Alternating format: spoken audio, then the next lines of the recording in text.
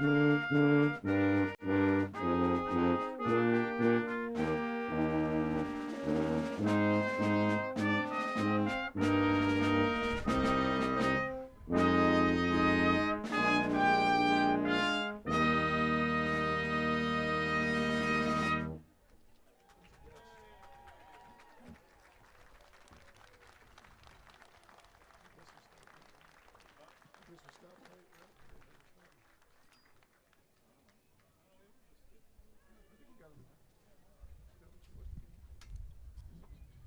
morning. I'm Dr. Michael Stamus, Dean of the School of Medicine. I welcome you this morning. It's now my pleasure to introduce UCI School of Medicine student Nathan Calixto. Will everyone please stand as we join Nathan in singing our national anthem?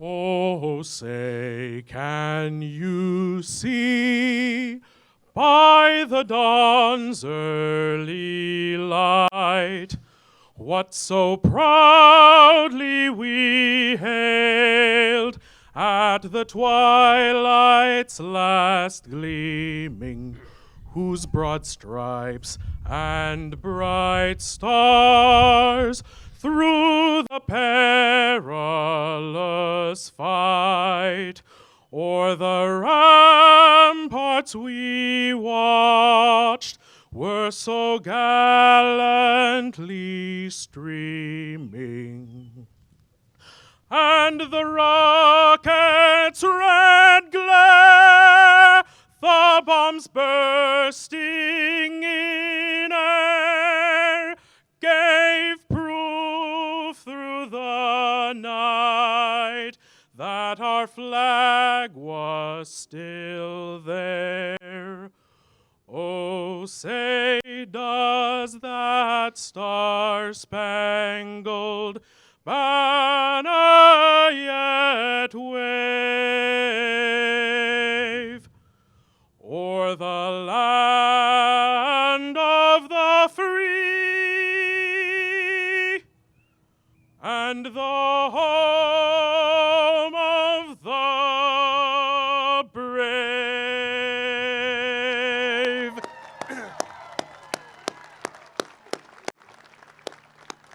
Thank you, Nathan. Please be seated.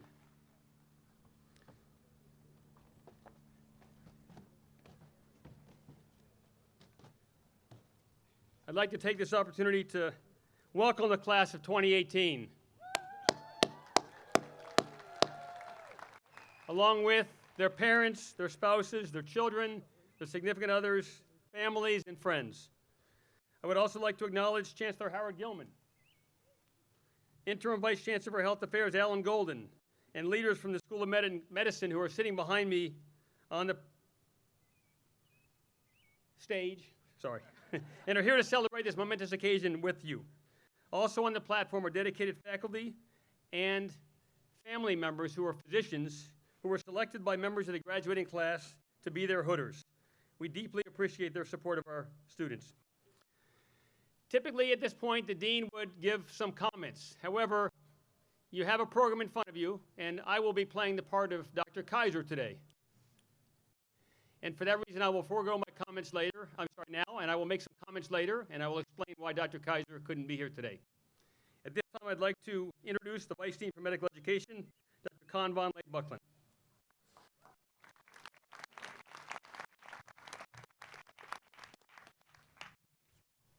Little tall. Will the class of 2018 please stand?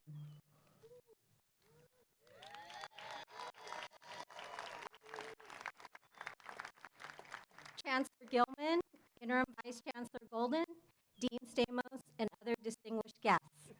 On behalf of the medical education team and the faculty of the UC Irvine School of Medicine, it's my privilege to present to you the class of 2018.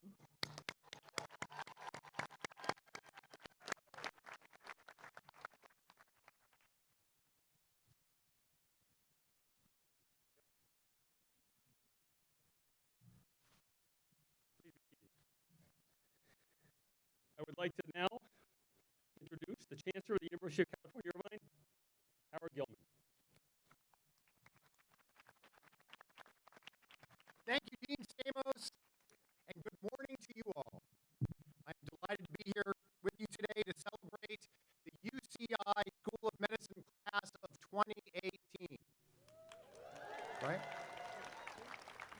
What a tremendous day. Consider all those years of dreaming, aspiring, so many long days and late nights, the setbacks that were survived, pushed through, a long journey, a very high mountaintop. And here you are.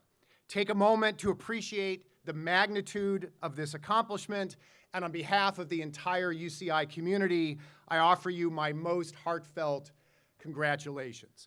So you'll be receiving some advice from your peers in medicine and the healing sciences. I'm only a PhD, not a real doctor, but one of my fields is history. So I thought one thing I could provide is a bit of a historical perspective by now beginning the entire history of medicine. Don't worry, I have found a 5-line summary. Goes like this: medicine in the year 500 BC. Here, eat this root. Medicine in 50 AD, that root is heathen, say this prayer. Medicine in 1850, that prayer is superstition, drink this potion. Medicine in 1940, that potion is snake oil, swallow this pill. And medicine today, that pill is artificial. Here, eat this root.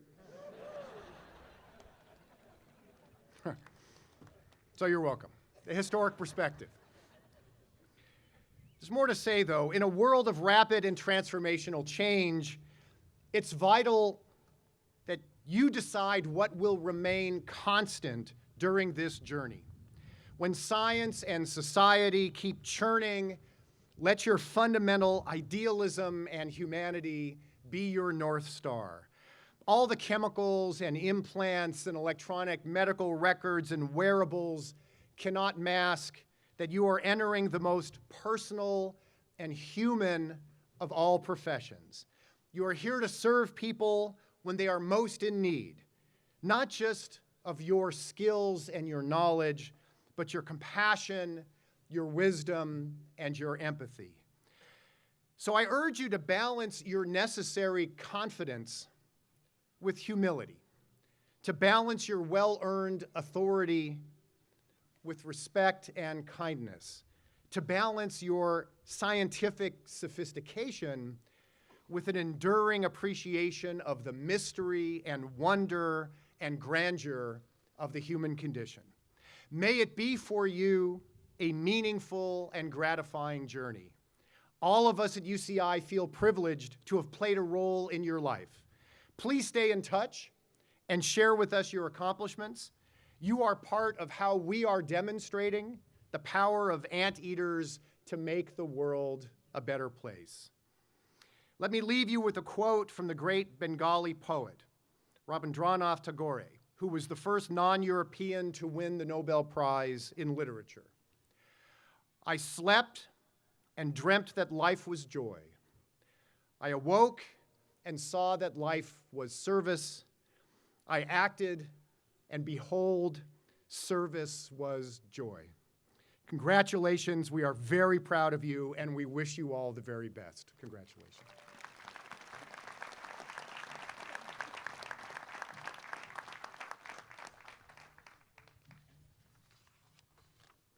Thank you, Chancellor Gilman. Isn't he great? Let's give him another round of applause.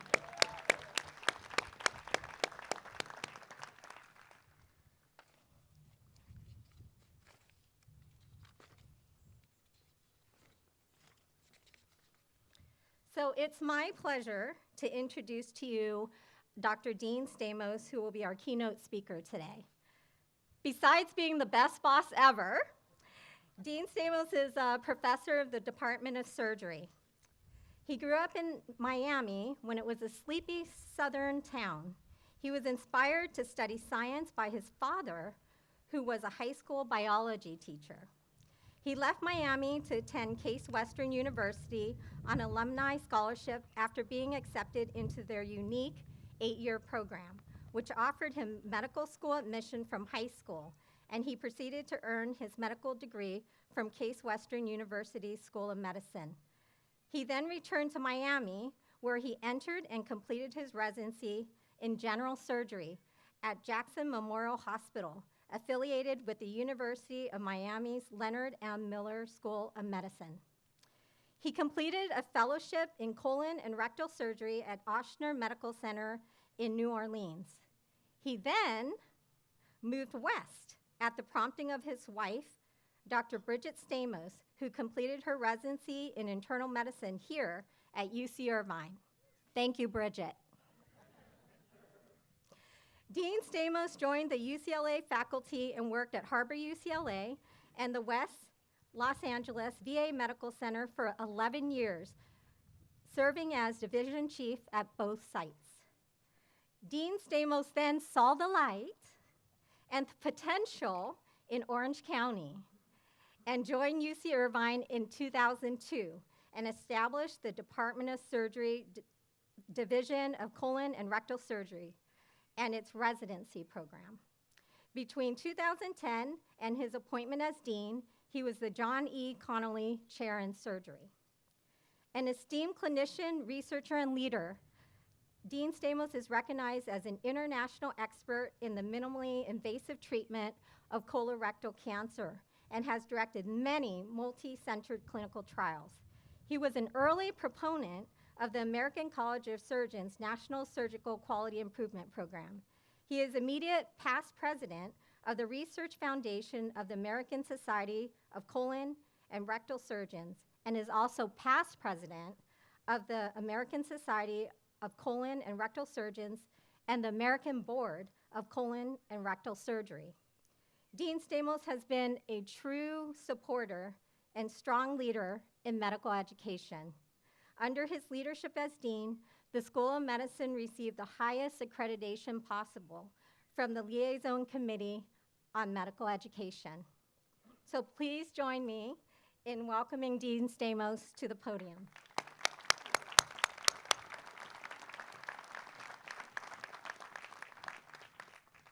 Thank you, Dr. Leigh Buckland. You notice she's a star. She's part of my dream team. She also managed to give a great compliment to her boss and her boss's boss all at the same time. Fantastic. You understand why she's part of my team. She actually also gave me credit for what she accomplished, which was the LCME accreditation, which was really her and her team who are fabulous. So I want to speak to you for a few minutes today on this beautiful day, on this momentous occasion. And I'm going to say some of the things over that Chancellor Gilman said. And specifically, I'm going to talk about the wonders of life and ask you to embrace the wonders of life. And I'm going to talk about 4 key themes, if you would: compassion, commitment, perspective, and empathy. And I know you called out compassion and empathy. I think that's fantastic. So the theme without rehearsing is great. First of all, congratulations to each and every one of you here today. And I sincerely mean every one of you, not just the people in the front with the funny-looking hats on. That includes all of you who are graduating and all the parents, the siblings, the relatives, the friends who have gathered to support you. Thanks also for the incredible faculty and to the chairs and other academic leaders up here with me in the platform party. You all have been a part of this journey that we are celebrating. As young medical students, you came to UCI with ideas and dreams. Today, you reflect on your journey and how you have grown over the past few years here at this university. We celebrate your achievements as you continue your journey, leaving UCI with a great foundation of knowledge and the hope for a bright future. There are events and experiences which occur during medical school and during residency training which you will recall the rest of your career and the rest of your life. They're memorable.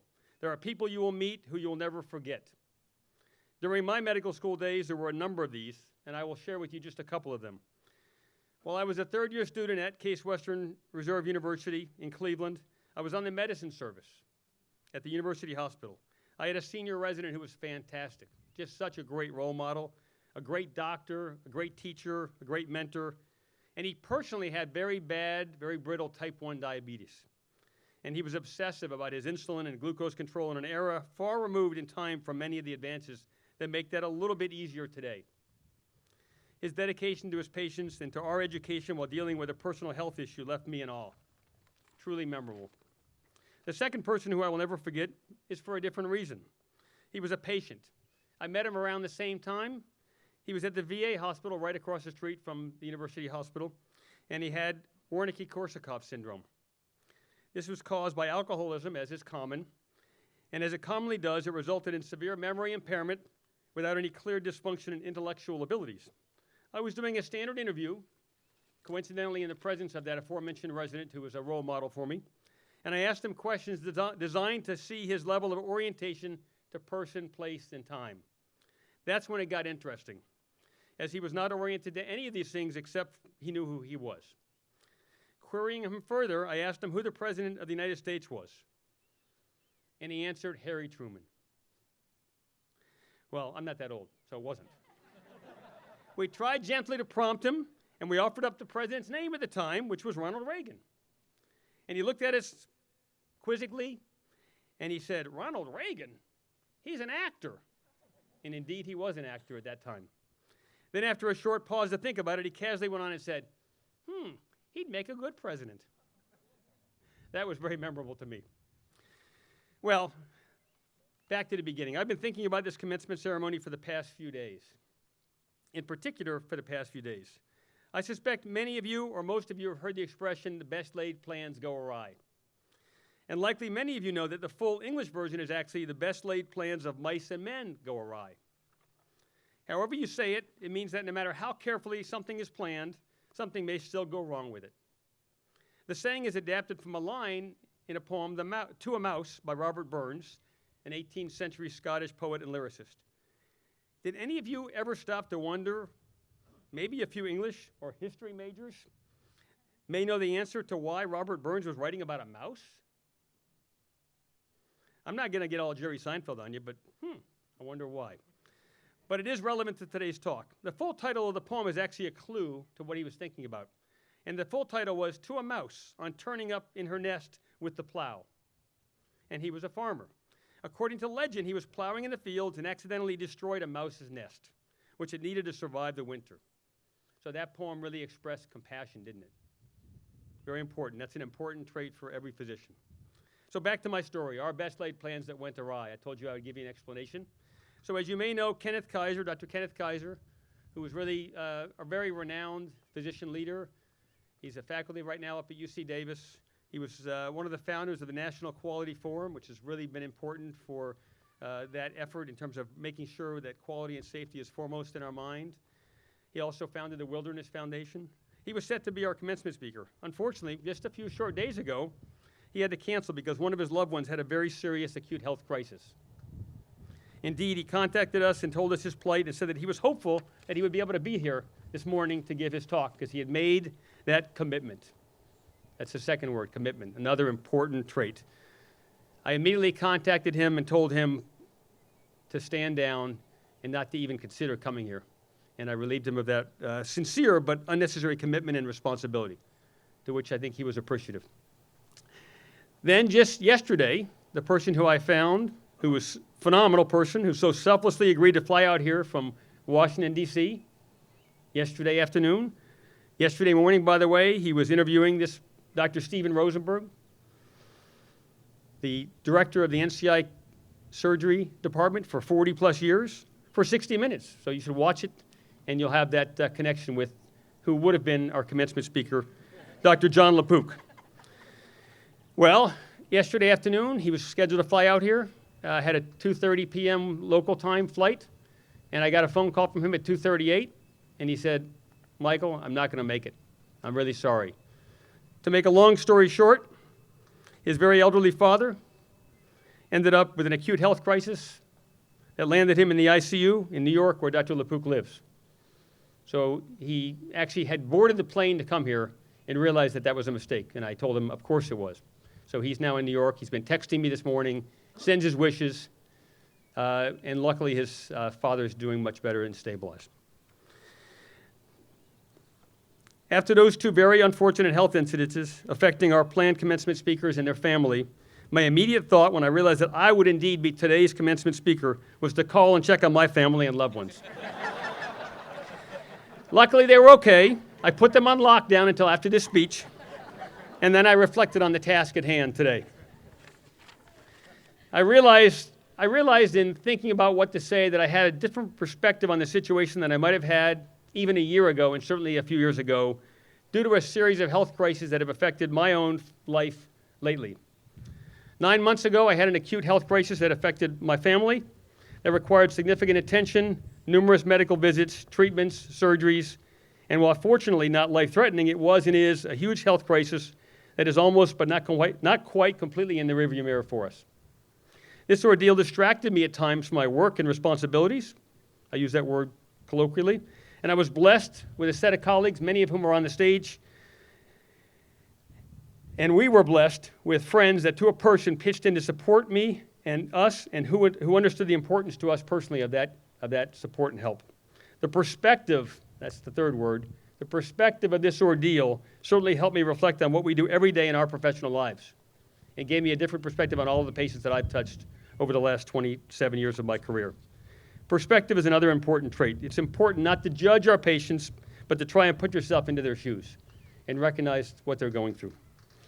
During this crisis, our beloved 5-year-old boxer dog named Magic developed acute quadriplegia a week before Thanksgiving. Just suddenly collapsed, couldn't move her limbs.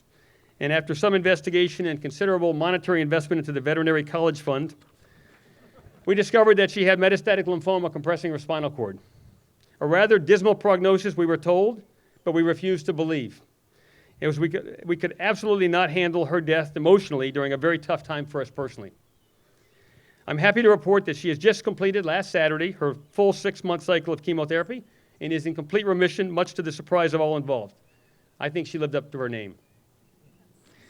During her worst days, when she was not able to move anything, my wife spent 4 to 5 hours at her side in the ICU, an hour from our house, and I went there after work every evening for a couple of hours to be with her and to transmit our love, which certainly seemed to have had the desired effect.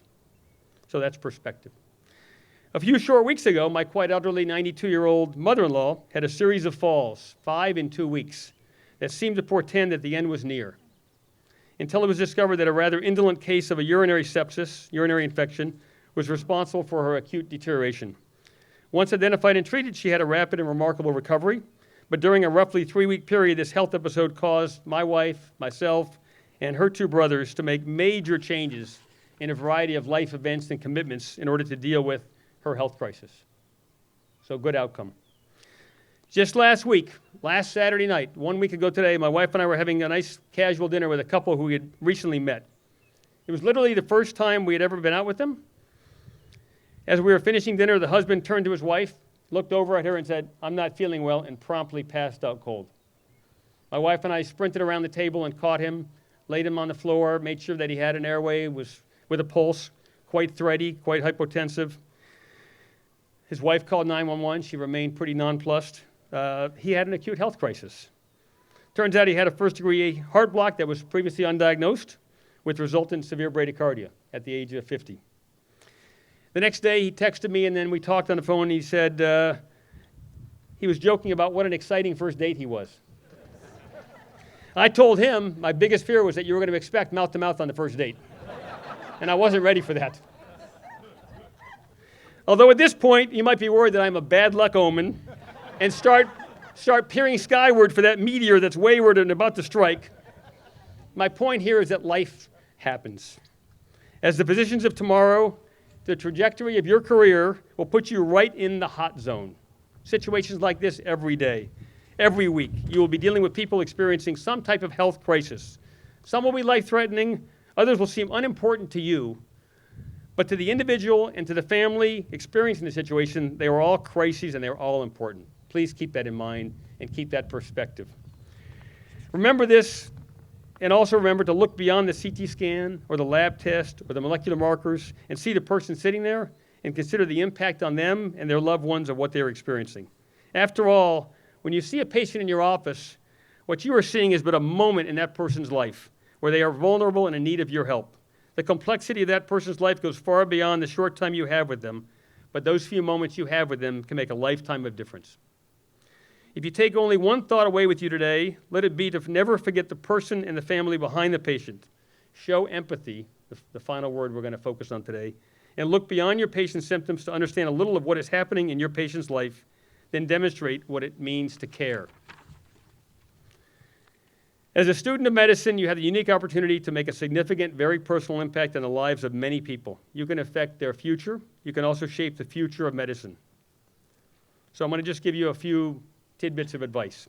First of all, be an advocate for what you believe in, whatever that is. It might be global health. It might be healthcare right here in Orange County for the disadvantaged.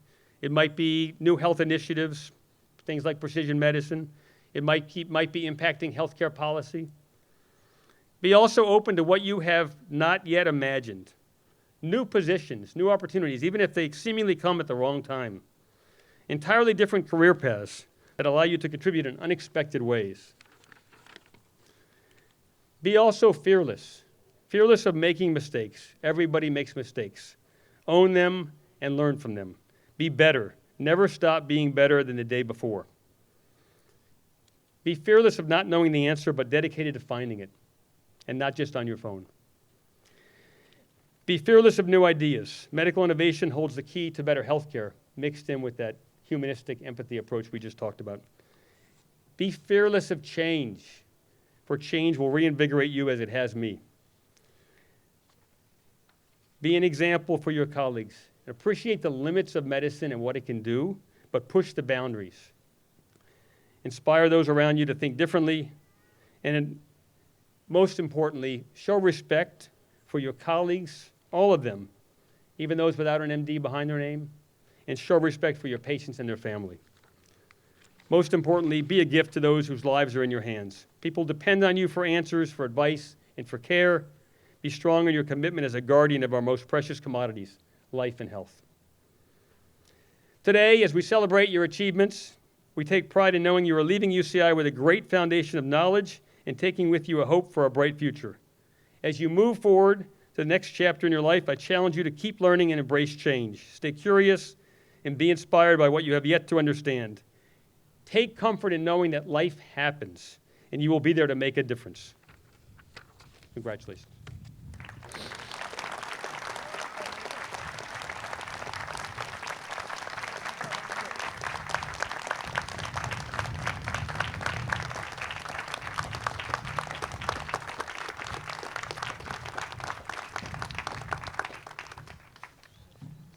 Thank you so much, Dean Stamos. You were destined to do that talk. So it's my pleasure to now welcome our senior class presidents, Adam Kalawi and Lauren Shreve, who will address their fellow graduates.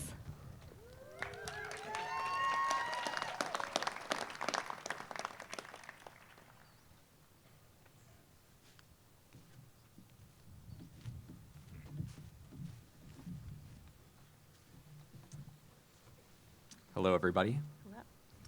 Thank you, Dean Stamos, esteemed guests, faculty, administration, classmates, family, and friends. My name is Adam Clowie, and this is Lauren Shreve, and we are the class presidents of the 2018 class. It is truly an honor to speak before you today. Seeing everyone sitting here is unavoidably reminiscent of our white coat ceremony a short 4 years ago. On that day, we wore our white coats for the first time with a mix of excitement and anticipation for the years ahead. A few dozen tests, a couple hundred patients, and many sleepless nights later, and not too much has changed.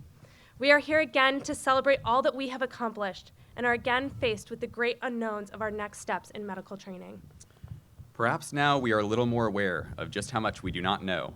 Though challenging, this is one of the greatest beauties of medicine, that we are afforded the privilege of learning more and more each day so we may ease the suffering of others. Though we are very much in the same seats that we were 4 years ago, a lot has happened. Today we are older, only slightly wiser despite our professors' best efforts, and surrounded by classmates who are no longer strangers, but lifelong friends. It goes without saying that our 4 years in medical school have taught us many important lessons, some of which we would like to share with you today. Our first lesson: don't put off writing the graduation speech until after the match. You'll find it's much more difficult to be thoughtful and profound from the beaches of the Bahamas while pina colada is calling your name.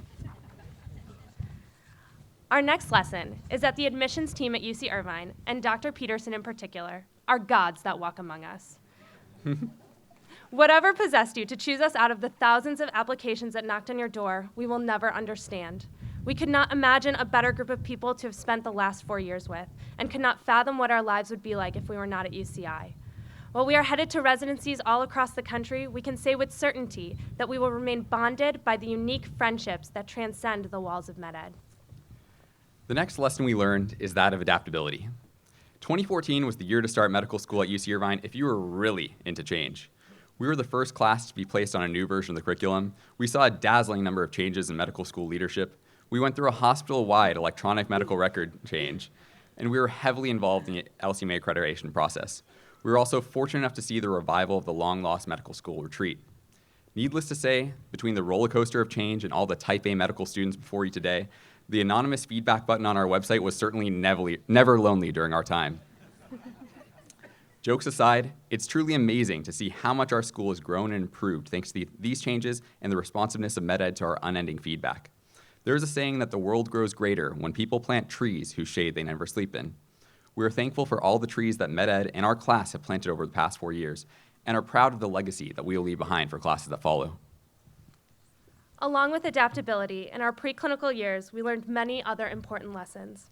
We learned the Krebs cycle. Good thing, since we'll use that every day of our residencies. We learned how to be tech savvy. Those iPads were great for lecture notes, flashcards, Netflix, and snapping photos of our sleeping classmates in lecture. We learned endurance and are happy to share that we are the last class that had to endure 10 consecutive Monday exams in a row. We learned that the strongest friendships are those forged by countless hours of lecture, studying for eternity in the basement of MedEd, and spending many a night in the anatomy lab basking in the scent of formaldehyde. While a foundation of medicine is built during the first 2 years of medical school, the art of medicine has infinite number of lessons to share that we only began to unearth during our clinical years. On OBGYN, we learned about the whirlwind of emotion that comes with childbirth and the importance of shoe covers. On pediatrics, we learned that stickers and basic knowledge of Disney movies are prerequisites to getting a good physical exam.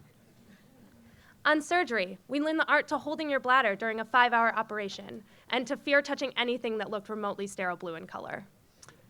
On medicine, we learned that surgery was really only preparing us to learn how to hold our bladders for 6 hours during table rounds. On neurology, we learned that no matter how long you stare at a brain MRI, you still have no idea what's going on in there. On psychiatry, we learned the criteria for a number of behavioral disorders, only to realize every medical student we knew likely qualified. On these rotations, we learned the art to taking a patient history, the importance of the patient-physician relationship, and that there are few things more beautiful than watching a team work tirelessly to help heal others. We saw the beauty of human anatomy in the operating room, the power of compassion in the oncology clinic, the miracle of new life in the birthing suite, and the advances of modern medicine in the ICU. We struggled with the limitations of medicine, the difficulties of navigating complicated family dynamics, and the sorrow accompanied by end-of-life decisions. Time and time again, we were taken aback by the honesty, trust, and raw emotion our patients shared with us. We learned that the true responsibility that comes with our white coats is our ability to be there for patients and family when all is not well and when hope seems lost. Over the course of our 3rd year, we discovered new passions and prepared to pursue the fields of medicine that will inspire us for the rest of our lives. But during our 4th year, we learned the greatest lesson of them all that we are excited to share with you today. Look around at the graduates here before you. You've likely been with these students through their undergraduate years, the MCAT, years of working, and now medical school. Now let us ask you a simple question. Have you ever seen these people so well-rested, well-traveled, stress-free, and happy in their lives? 4th year of medical school is truly one of the best years and arguably one of the most expensive vacations y'all will ever take. We're glad to see everyone all rested up and ready to go on to residency. Now that you've heard some of the lessons we've learned throughout our medical journey, we must take a moment to thank those who have carried us through medical school. Behind each graduate lies an army of people who have pushed them to achieve one of their greatest life goals, to become a physician. Some raised us, some carried us while we were down, some showed us the way, and others inspired us. To all we owe a debt of gratitude. To MedEd, thank you for constantly striving to make our medical school a better place to learn and grow. Thank you for guiding us and helping us find our way through classes, clerkships, and the match process. Thank you for helping us discover what exactly we want to do when we grow up and enabling us to make that dream a reality. This day would not be possible without you. To our mentors, thank you for not giving up on us after we definitely proved that there really is such a thing as a dumb question, no matter how many times you insisted otherwise. Thank you for influencing us to spend the rest of our lives doing what you do, because at the end of the day, we think you're pretty cool. Thank you for inspiring us, for guiding us, and for dusting off your thesaurus while writing our exemplary letters of recommendation. This day would not be possible without you. To our classmates, thank you for taking this journey with us and for studying for endless hours in the library, med ed, and the anatomy lab with us. Thank you for taking copy breaks with us, for celebrating after every exam, and for sitting down for vent sessions when the stress was just overwhelming. Thank you for your friendship and support. This day would not be possible without you all. To our friends, thank you for understanding when we constantly bailed on our plans. Thank you for being there on the other side every time we disappeared into a cave for a month to study for a big test. Thank you for reminding us who we are outside of medicine and bringing perspective and joy into our lives. This day would not be possible without you. To our significant others, thank you for sticking by our side despite our terrible work hours, lack of pay, and perpetual state of sleep-deprived delirium. Thank you for carrying the burden of secondhand anxiety, staying calm during the uncertain storm we call the match, and joining us on the next roller coaster we call residency. This day would not be possible without you. I'd like to add a special thank you to my significant other for not getting mad at me on match day when I managed to thank my entire family in the audience, and in my nervousness, forgot to thank the wonderful woman with me on stage. Jessica, you are my rock, and I absolutely love you.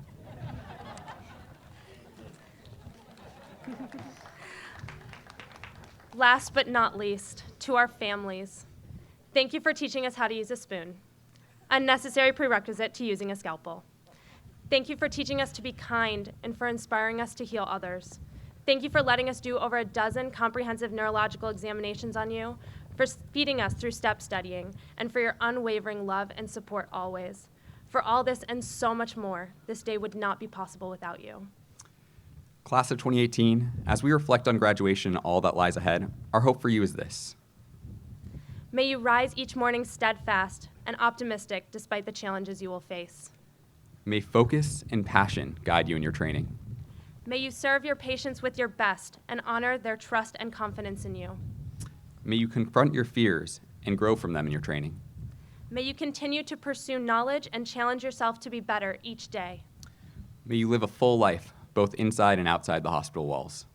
May you rest each day, knowing you have changed the world for the better. As we move forward, we'd like to leave our class with some closing thoughts. It is important to remember that the doctors that we consider to be legends in our respective fields all started where we are today, in their graduation gowns, nervous for their next steps in training, and uncertain of themselves and their knowledge. In 2018, we stand at the precipice of change in the medical field. Our practice of medicine will see new political uncertainties, greater technological advancements, and unpredictable digital disruptions. We must be leaders in our field. We must shape the future of medicine for ourselves and for our patients. We must be the fresh eyes that old practices need and take the next steps in combating the injustices that disease and its burdens inflict upon the world and our people. Our year brings with it the most knowledgeable students to have ever graduated medical school. Think about that for a second. So seize your opportunities and change the world. We are so proud of you all. It has been a privilege to serve as your presidents this year. Let us be the first to congratulate you on graduating medical school. Thank you all, and have an amazing first day as doctors.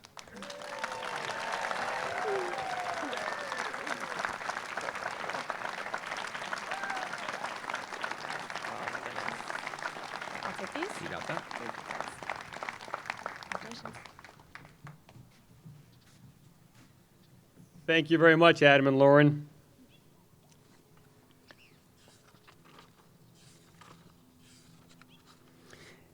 Adam, that was a great recovery, by the way. But thank you also for teaching me a new phrase, secondhand anxiety. I like that one. That was good. So, I now wish to announce the conferring of hoods, beginning with the students in the Doctor of Medicine program, followed by the Masters of Science students. I'd like to now introduce Ryan Gibney and Jamie Miller, AMSG co-presidents. They will announce the names of the graduating medical students and their hooders.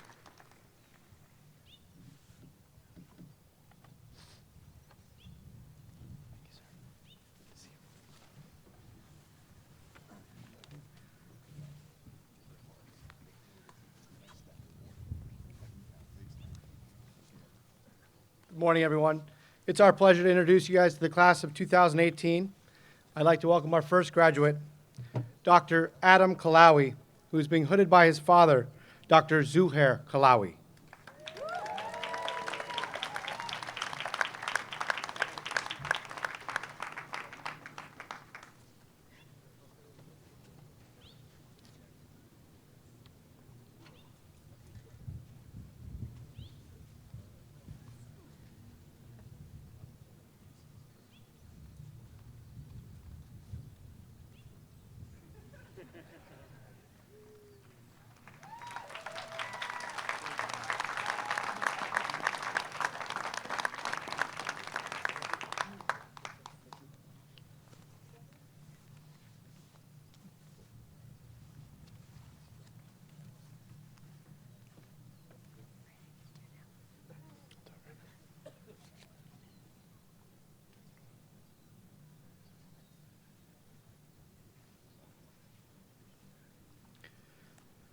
Dr. Jamie Miller, hooded by Dr. Carol Major.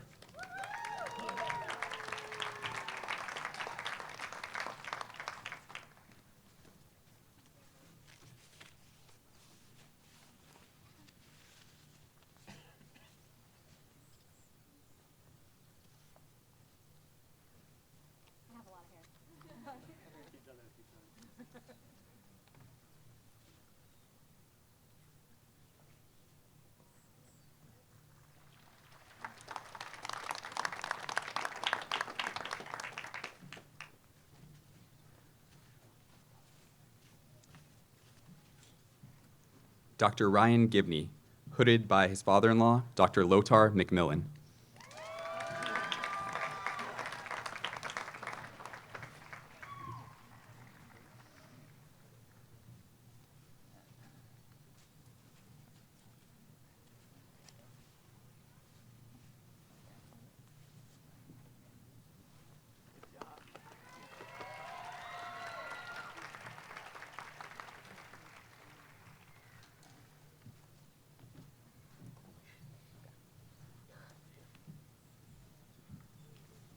Dr. Raquel Salamander, hooded by Dr. Elena Peterson.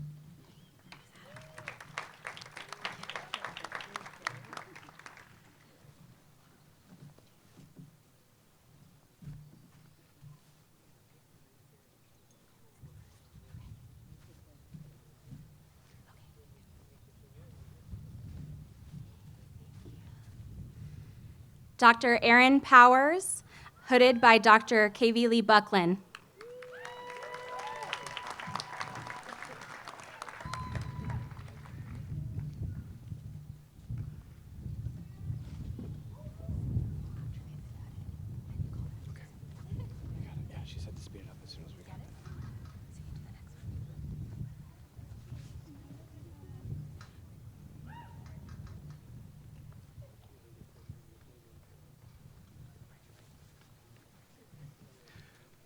Dr. Kevin Gustafson, hooded by Dr. KV Lee Buckland.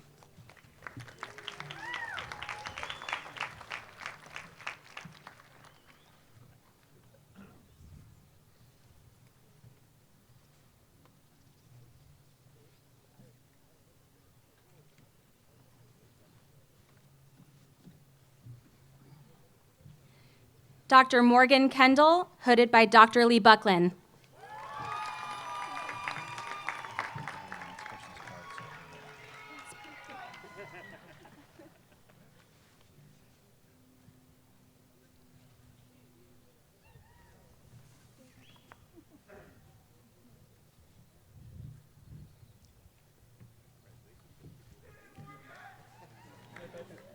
Dr. Audris Chong, hooded by Dr. Julianne Toohey.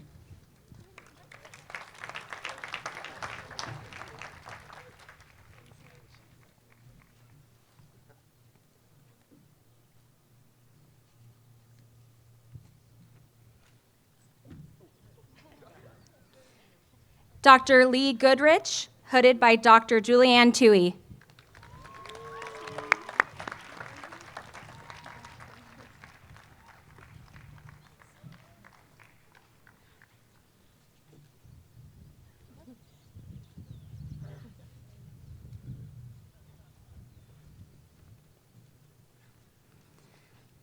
Dr. Mata Bagulizade, hooded by Dr. Julianne Tui.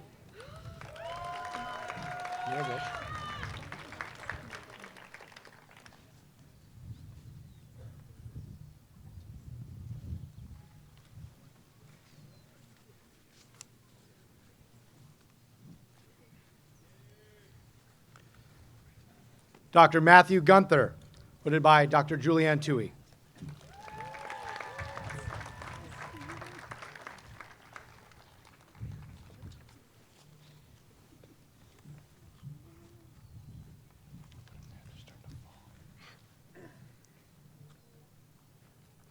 Dr. Mark Lynn, hooded by Dr. Julianne Tui.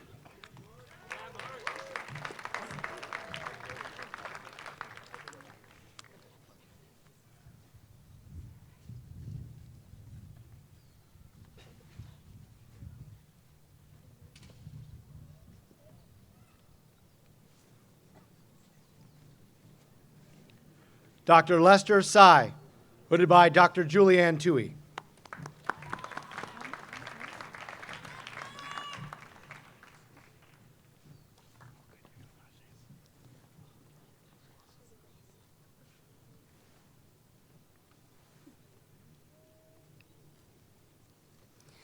Dr. Ashe Vyas, hooded by Dr. Julianne Tui.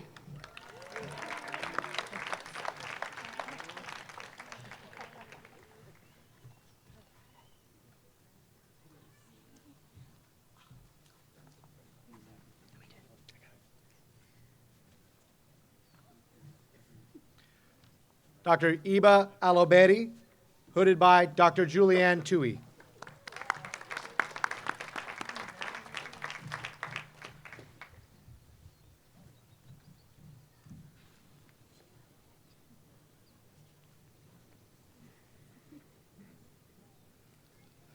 Dr. Michael Bernaba, hooded by Dr. Julianne Tui.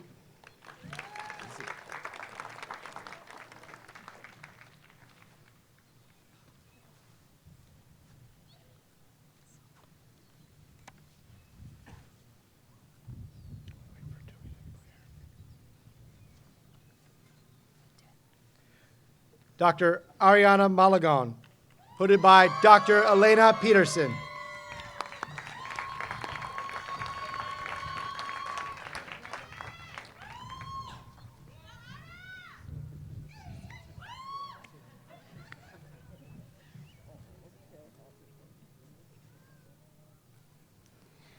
Dr. Barbara Jean Williams, hooded by Dr. Elena Peterson.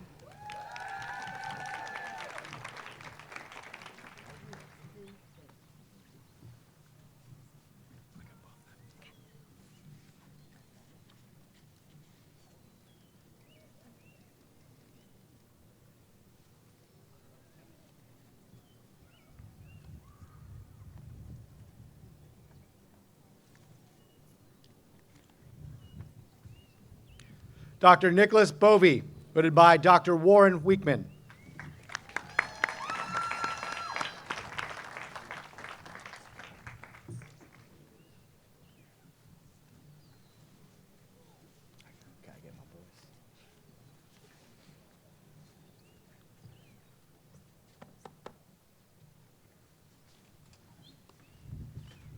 Dr. Eric Dang, hooded by Dr. Warren Weekman.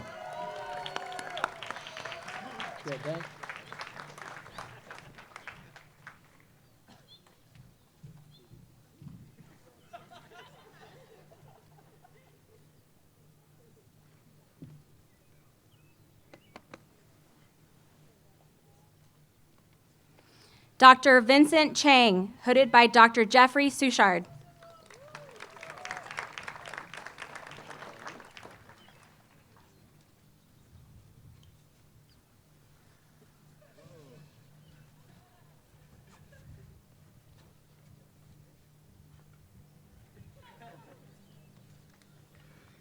Dr. Andrew Lampley, hooded by Dr. Jeffrey Suchard.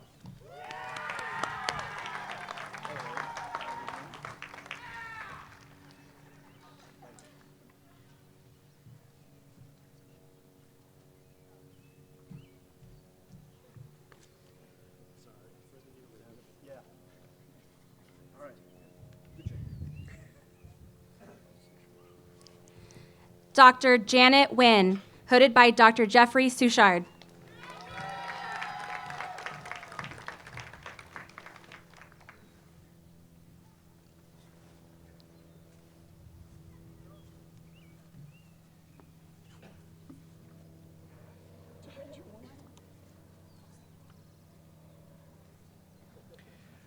Dr. Vera Fomenko, hooded by Dr. Charles Vega.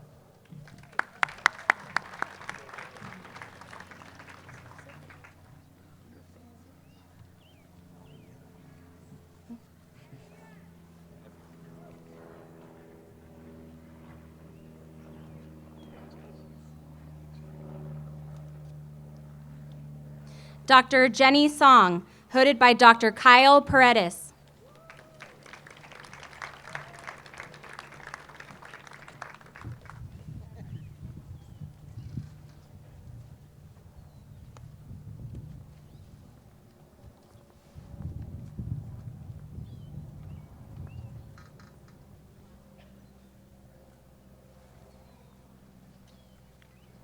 Dr. Samuel Kaplan, hooded by Dr. Kyle Paredes.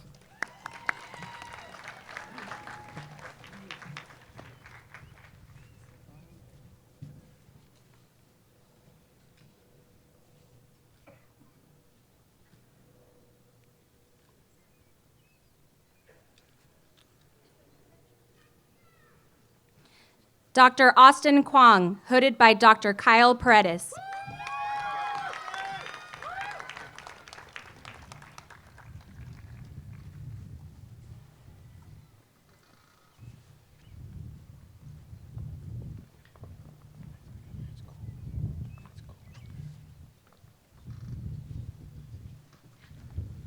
Dr. Michael Salvaggio, hooded by Dr. Kyle Paredes.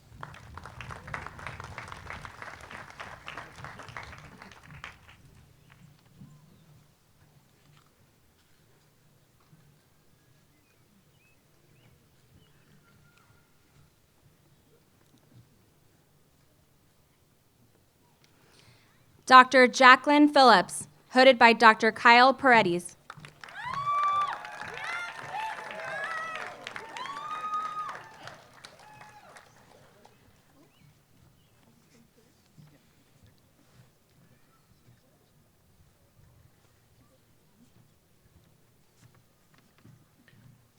Dr. Carolyn Fall, hooded by Dr. Carol Major.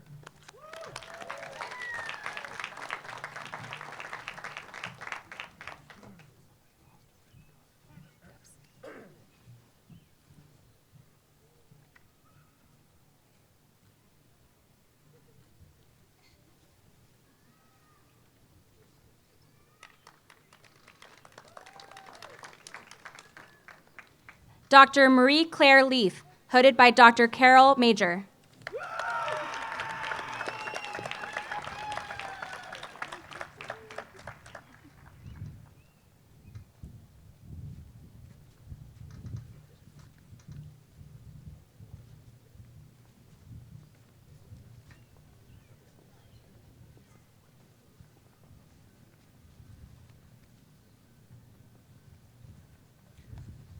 Dr. Monica Federhoff, hooded by Dr. Howard Federhoff.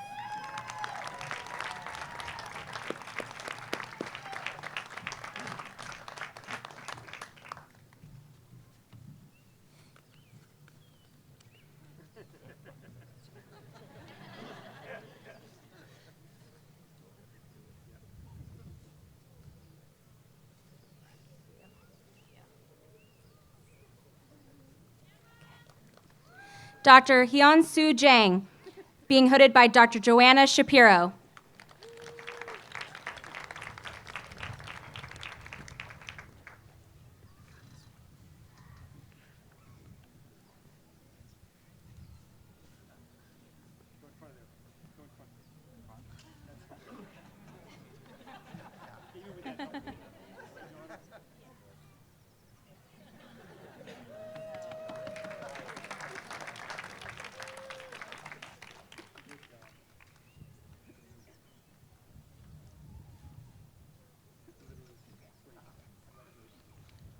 Dr. Helene Nepomuceno, hooded by Dr. Joanna Shapiro.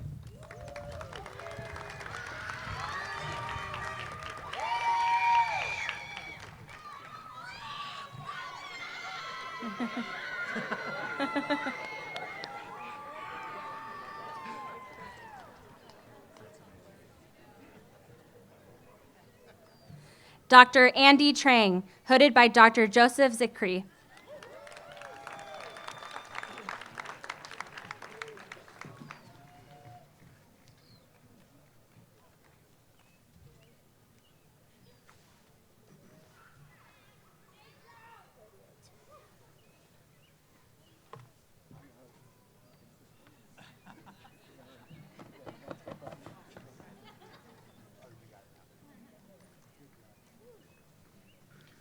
Dr. Kyle Katabe, hooded by Dr. Joseph Zikri.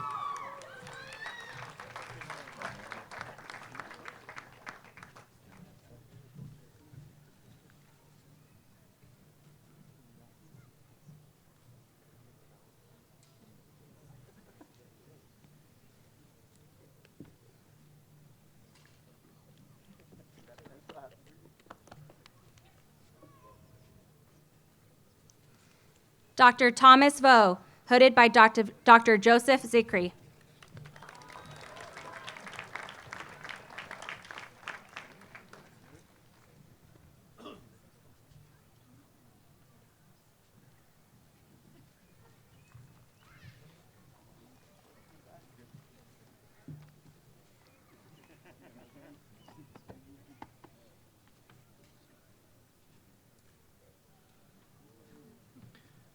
Dr. Lindsay McCallum, hooded by Dr. Christine Kim.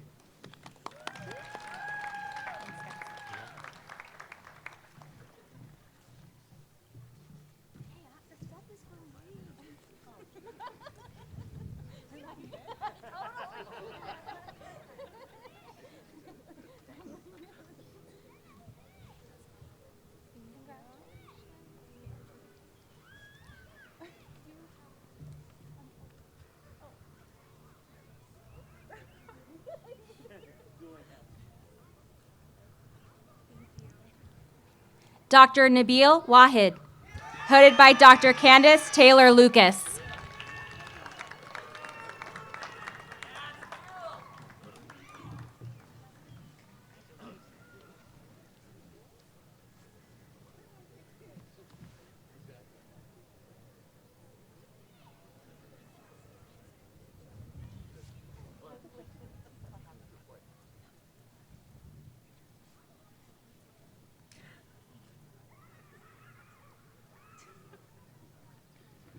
Dr. Roshan Burns, hooded by Dr. Laura Fitzmaurice.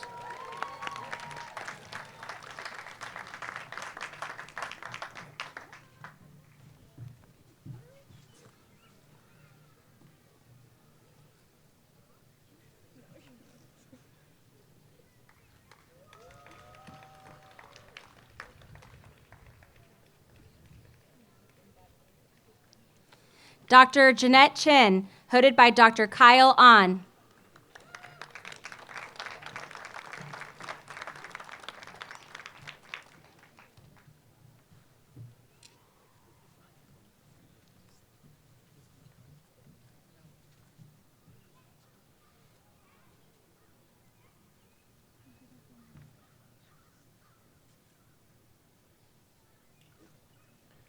Dr. Justin Hagverdian, hooded by Dr. Ranjan Gupta.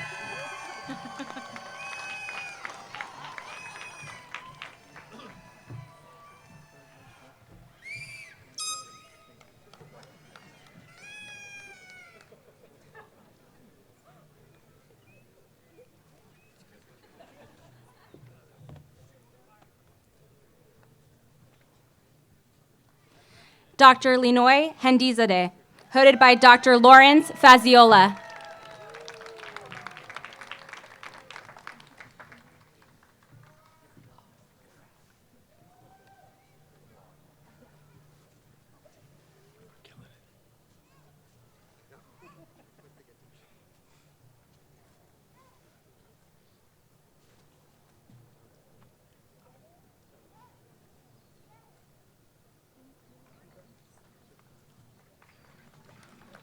Dr. Dean Spencer, hooded by Dr. Cristobal Barrios.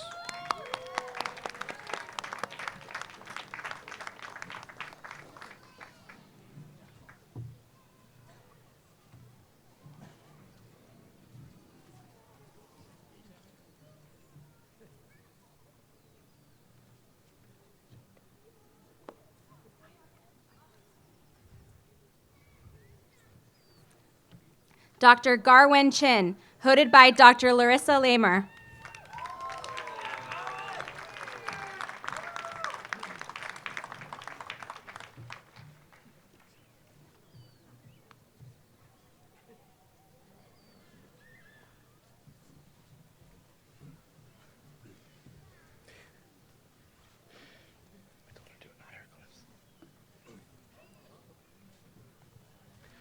Dr. Miriam McQuaid, hooded by her mother, Dr. Vicky Darrow.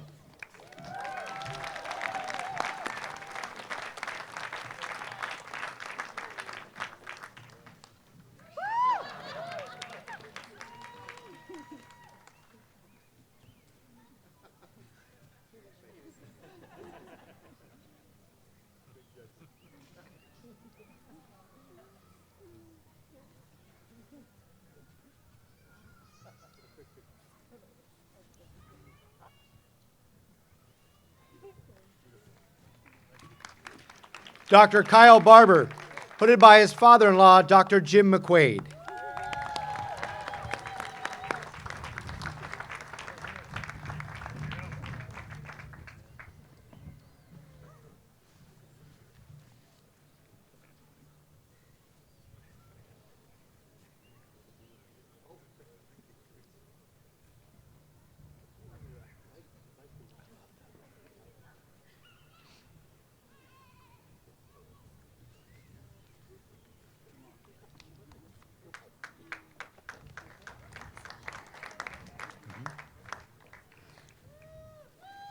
Dr. Mark Agelat, hooded by his father, Dr. George Agelat.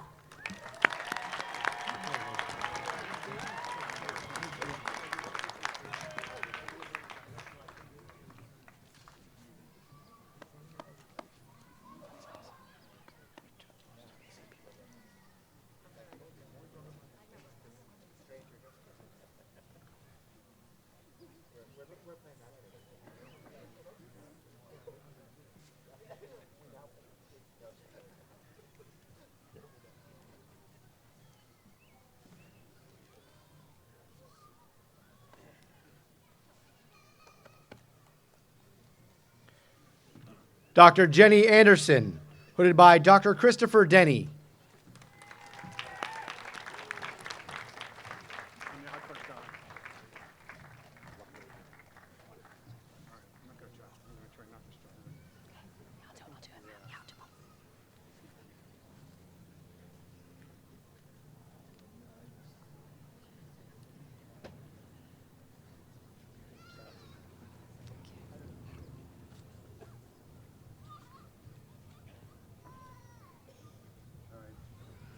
Dr. Candace Borders, hooded by Dr. Leonid Groisman.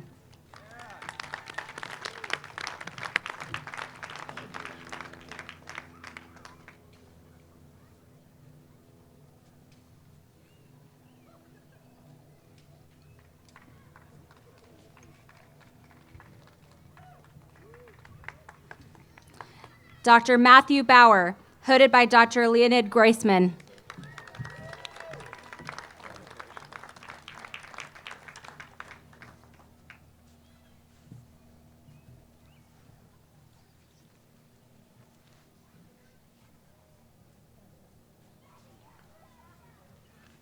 Dr. Michael Butler, hooded by his father, Dr. John Butler.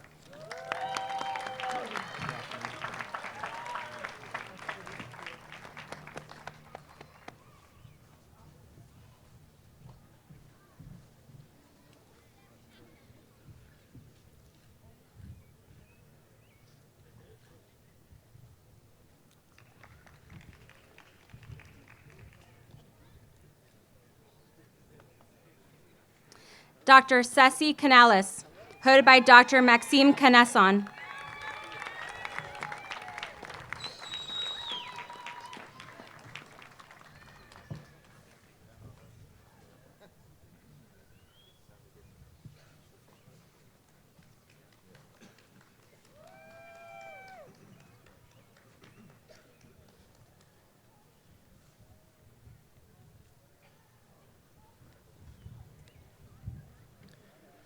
Dr. Daniel Lama, hooded by Dr. Daniel Lama.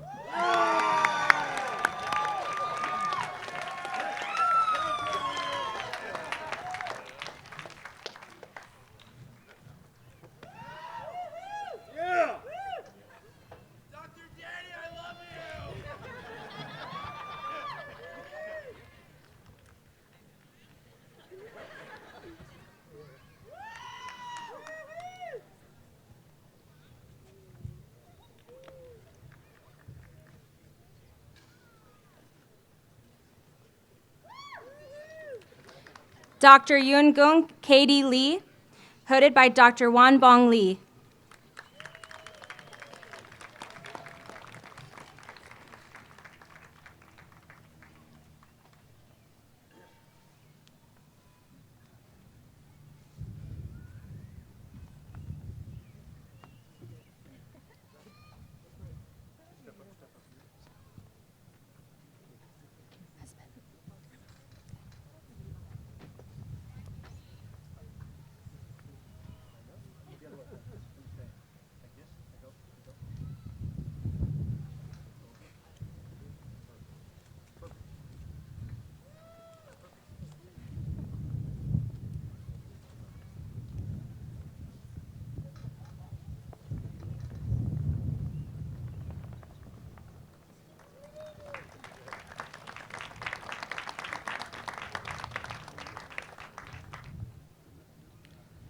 Dr. Jacqueline Colwyn, hooded by her husband, Dr. Adam Shellito.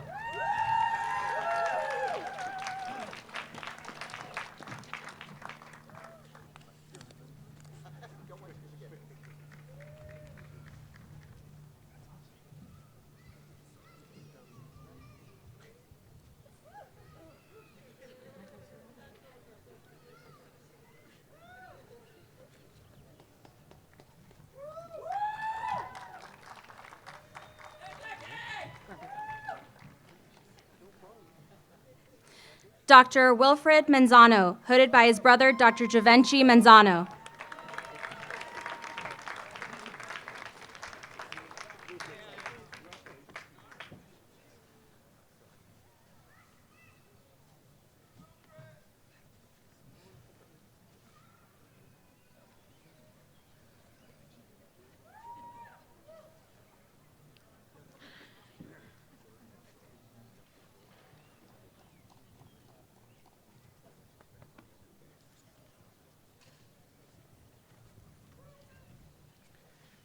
Dr. Austin Momey, hooded by his grandfather and father, Dr. George Momey and Dr. Dick Momey.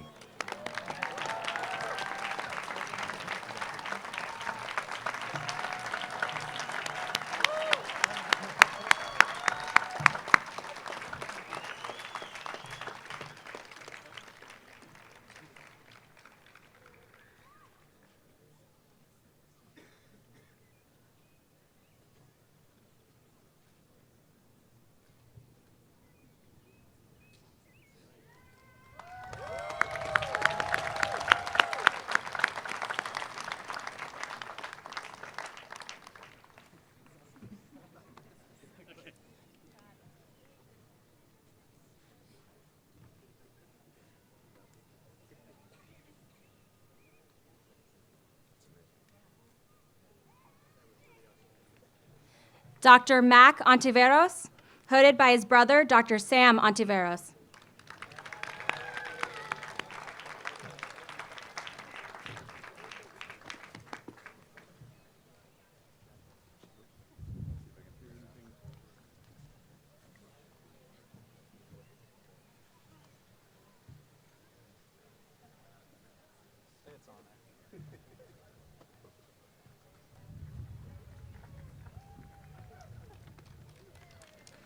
Dr. Alyssa Velasco, hooded by Dr. Zaldi Tan.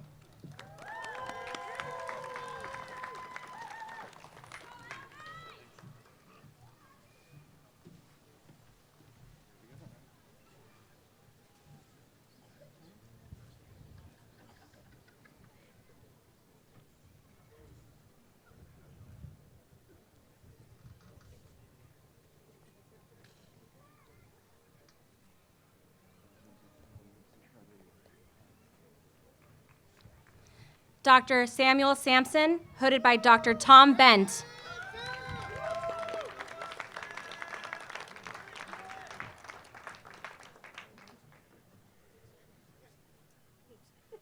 I'm not Tom Bent. Hooded by Dr. Lee Buckland.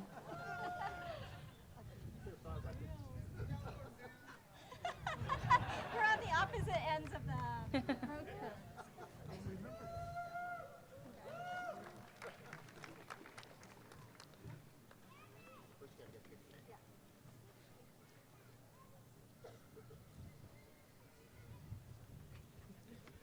Dr. Jose Sanchez, hooded by Dr. Bhavani Nadaswaran.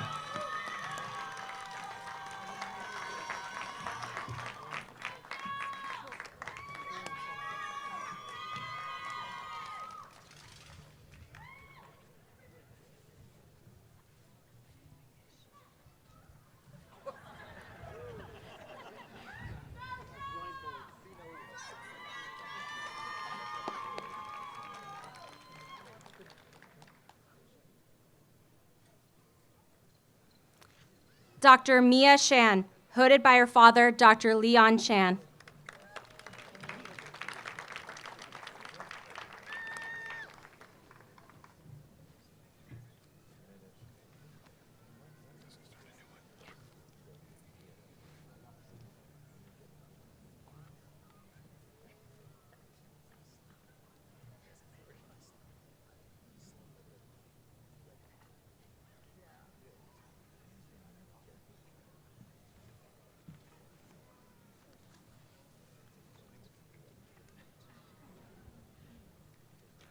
Dr. Nicholas Taylor, hooded by his father, Dr. John Taylor.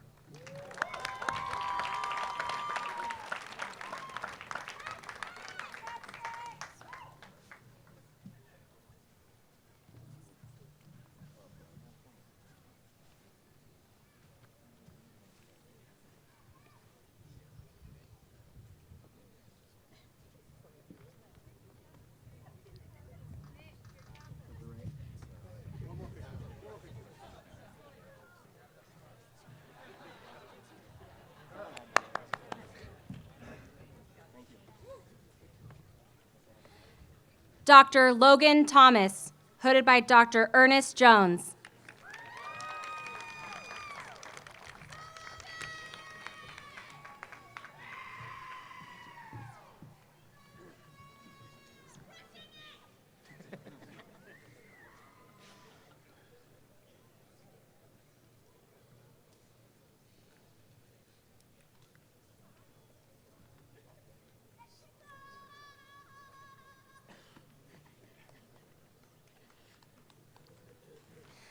Dr. Nare Tarosian, hooded, hooded by Dr. Daniel Silverman.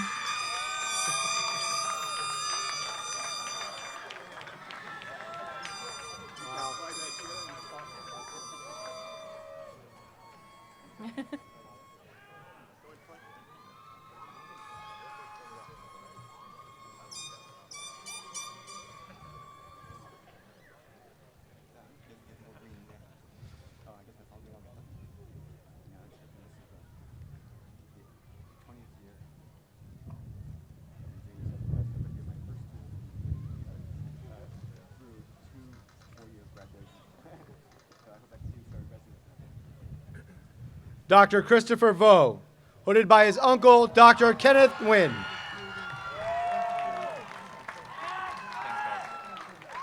Congrats, guys.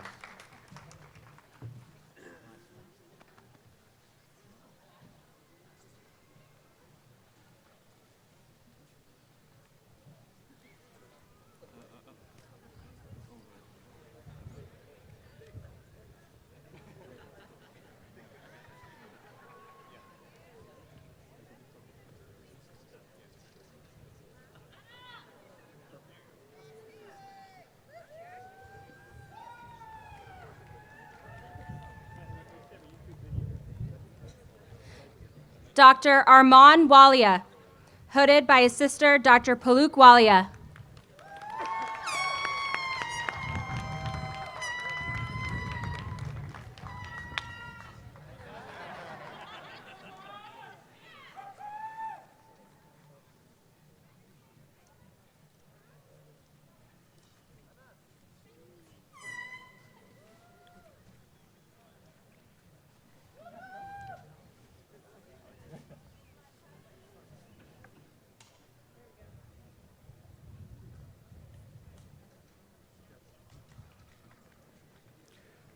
Dr. Logan Woodhouse, hooded by Dr. Nitin Shah.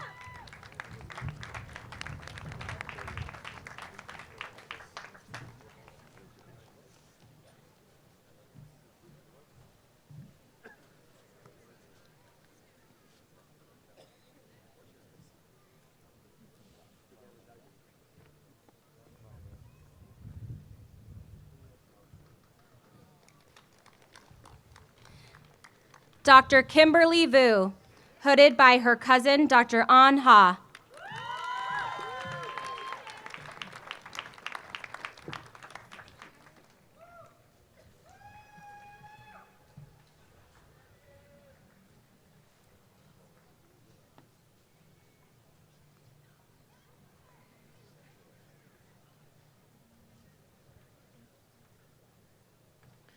Dr. Elisa Zhang, hooded by Dr.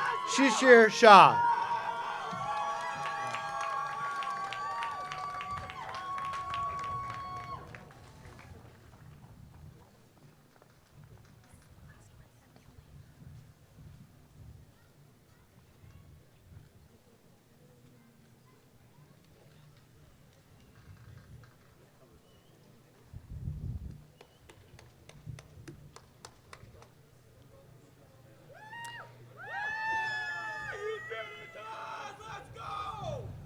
Dr. Monica Stratman, hooded by Dr. Anna Sofin.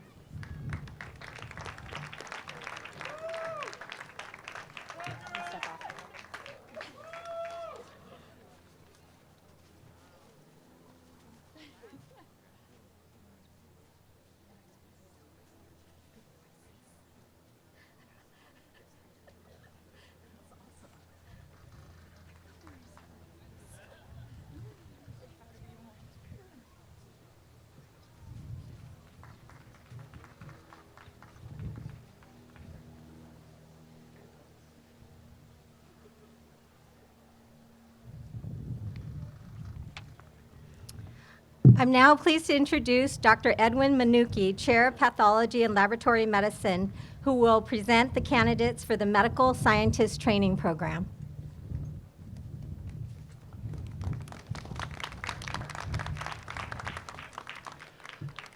Good afternoon. On behalf of our Vice Chancellor and Director of the program, Al Golden, and in my role as Associate Director, it's really my honor to be able to introduce the graduates of the Medical Scientist Training Program, which is our MD PhD program. So these are students who've decided to dedicate their time not only to obtaining the doctoral degree in medicine, but also doctoral degrees in biomedical and related sciences. You'll notice that there are a couple of people in the program who aren't here, who weren't able to be here, Don Way and Sarah Cousins. But it's my privilege to be able to introduce to you Dr. Suzanne, or Susie Klaus, who did her PhD with Manuela Rafatellu in the Department of Microbiology and Molecular Genetics in the field of microbiology. So Dr. Klaus, congratulations.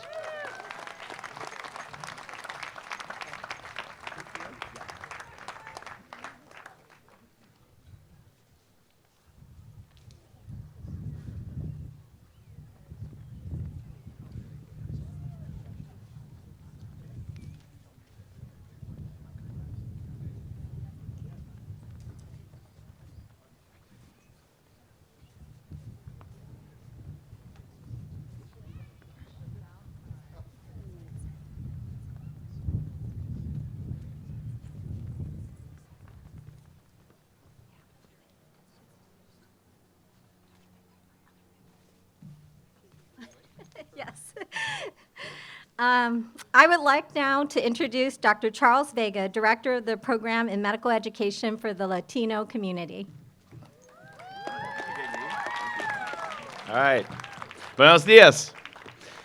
UC Irvine's Program in Medical Education for the Latino Community, or PRIME-LC, takes students who have a demonstrated commitment to Latino communities, gives them extra training beyond the regular medical school training during their 5 years or 5 years plus in medical school to further their ambitions to be not only outstanding clinicians, but real leaders and activists for California's poor and disenfranchised Latino communities. This training includes a master's degree program of the student's own choosing. Now, this class over here, the class of 2018, Prime LC. Ooh. Yeah?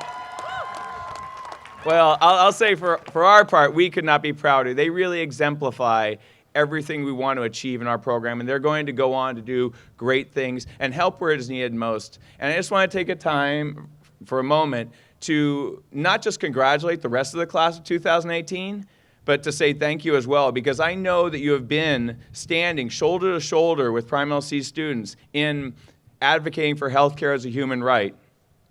You've been there not only just learning that you can't have health and well-being without justice, but you've been applying it.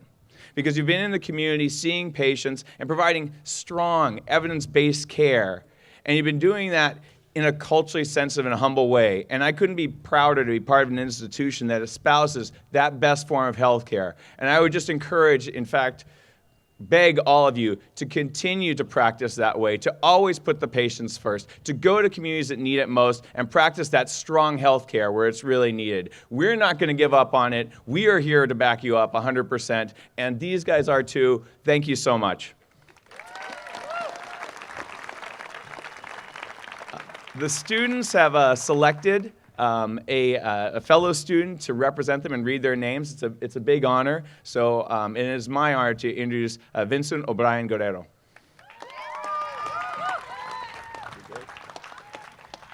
Thanks, Dr. Vega.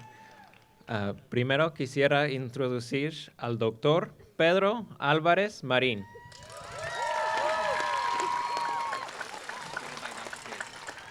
You'll be hooded by Dr. Peterson. Thank you.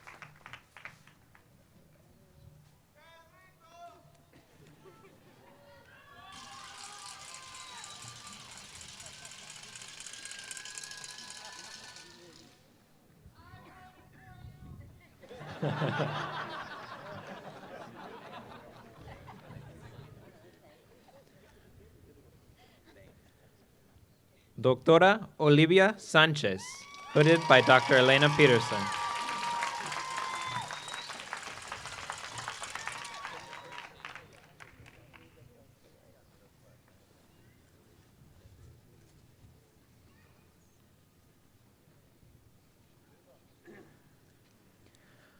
Doctora Athena Celeste Arias, hooded by Dr. Peterson.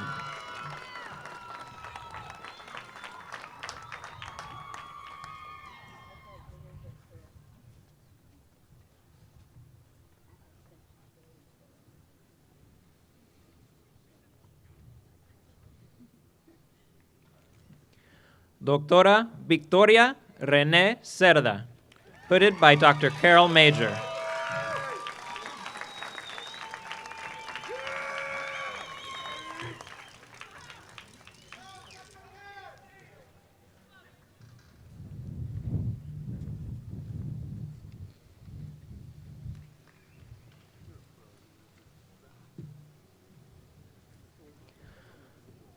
Doctora Gabriela Maria Pauli Gastaldi de Saez, hooded by Dr. Anju Huria.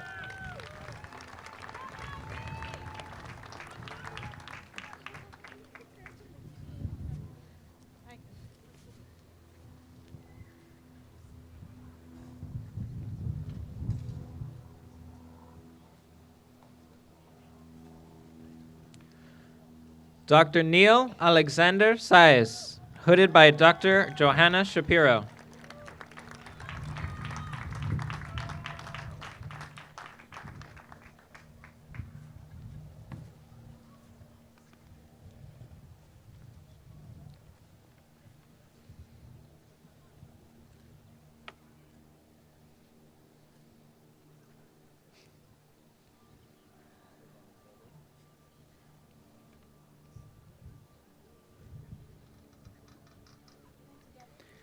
Doctora Ana Ordaz Valencia, hooded by Dr. Emily Dow.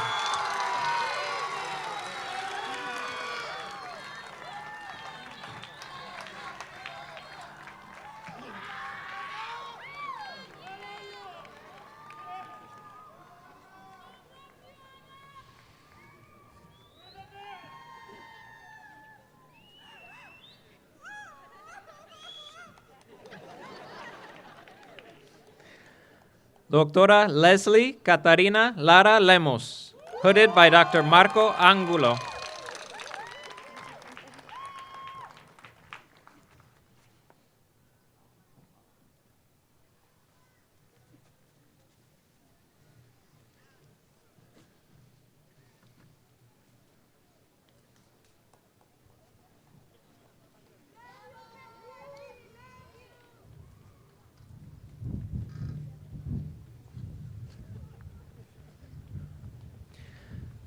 Doctora Kara Tucker Percival, hooded by Dr. Candace Taylor Lucas.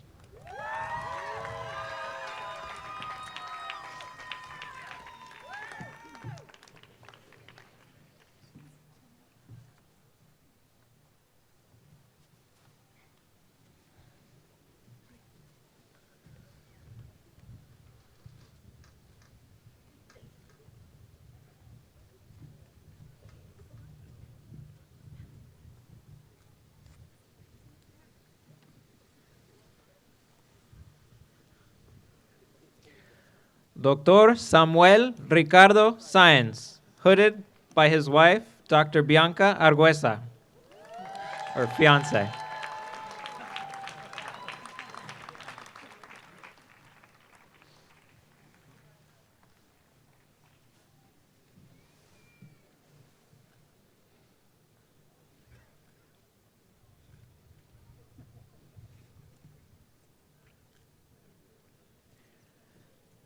Dr. Caleb Levi Shumway, hooded by Dr. Matthew Wade.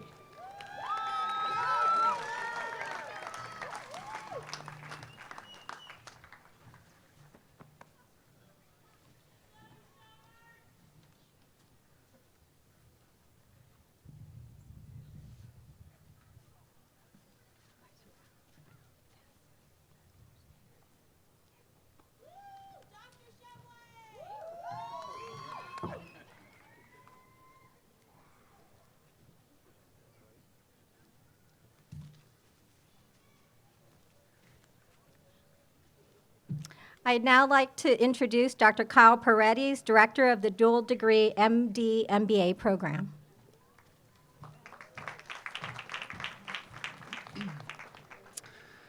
It's my pleasure to get to introduce the candidates for the MD MBA.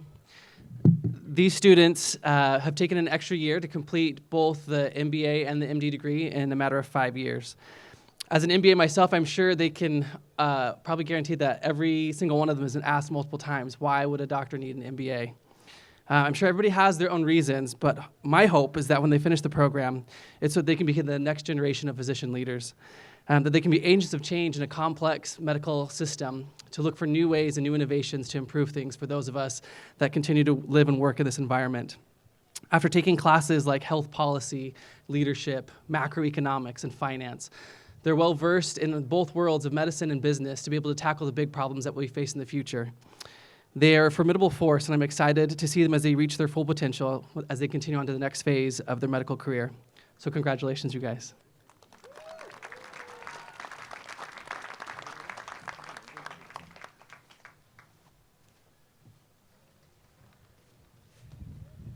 Dr. Taylor Whitney Placone, hooded by Dr. Chris Fox.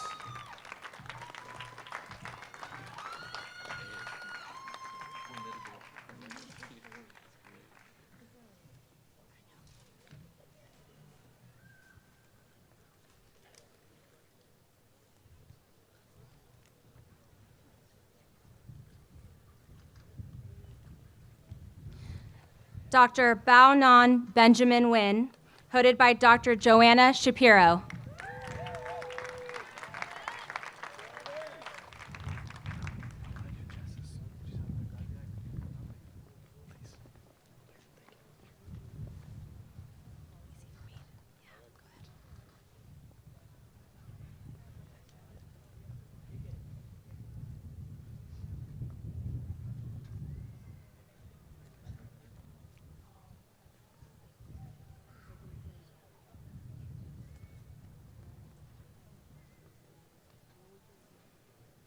Dr. Nicole Chow, hooded by Dr. Robert Kaplan.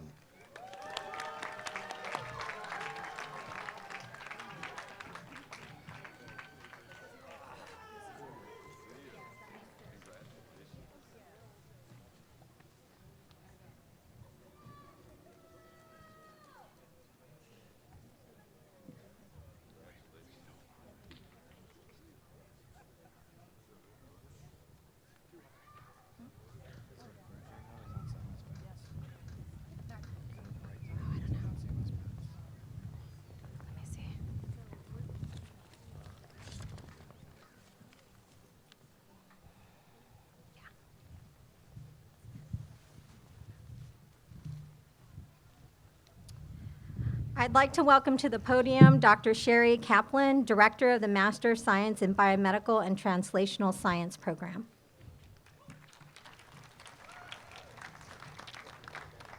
Thank you.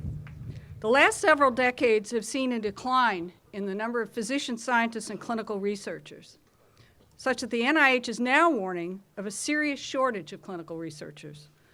Evidence-based and translational medicine that underpins the provision of high quality of care for individual patients depends on high-quality clinical research.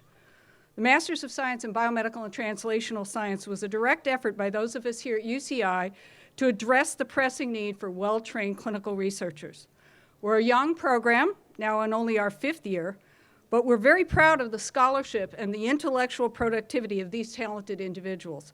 Collectively, our graduates have now published 111 articles in peer-reviewed journals, have received a number of their own grants.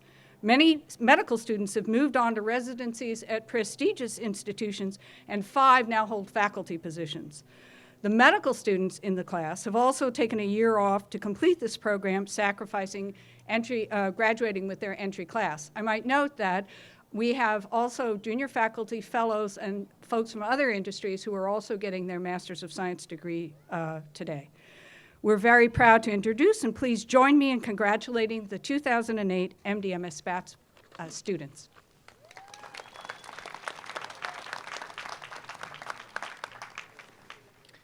Dr. Jessica Andrewsitis, hooded by Dr. Shannon Toohey.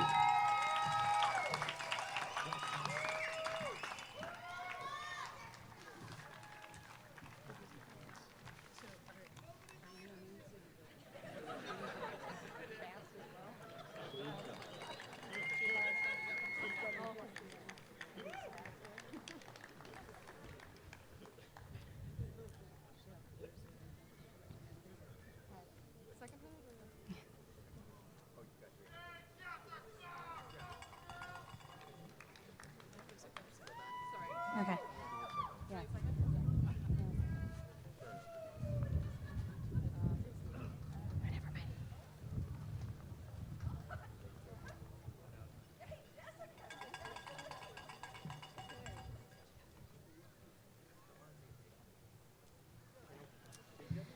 Dr. Sophia Yang, hooded by Dr. Christine Kim.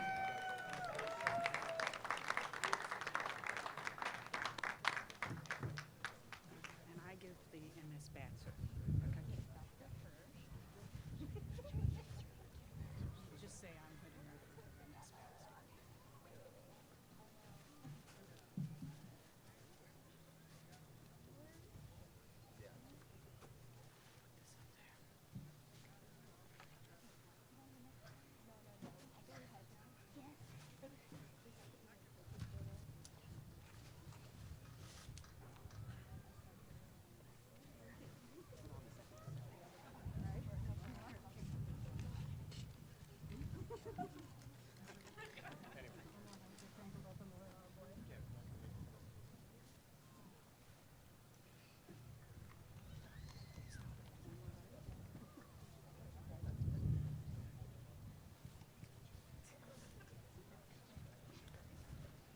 Dr. Jeffrey Gu, MD, hooding by Dr. Brian Wong, MS Bats, hooding by Dr. Sherry Kaplan.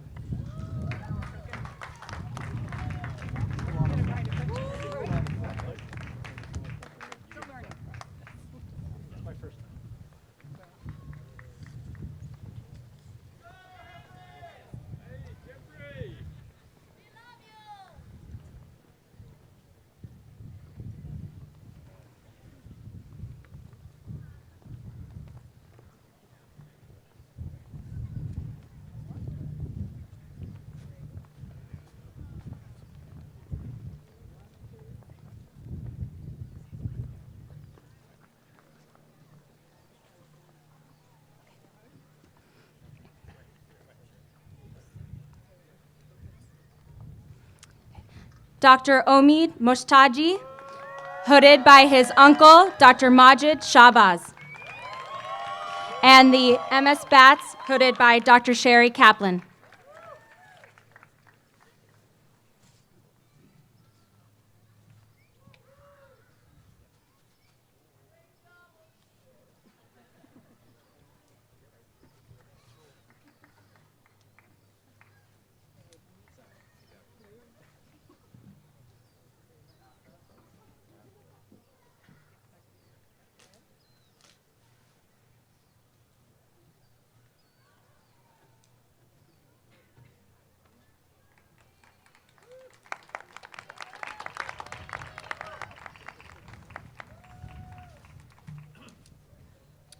We will now announce the Master of Science in Biomedical and Translational Science program candidates.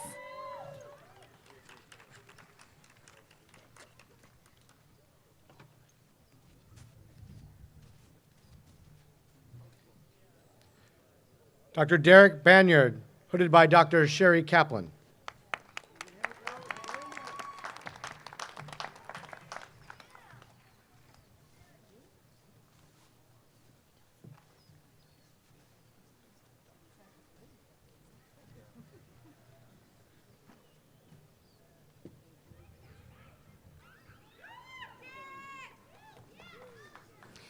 Harwood Garland, hooded by Dr. Sherry Kaplan.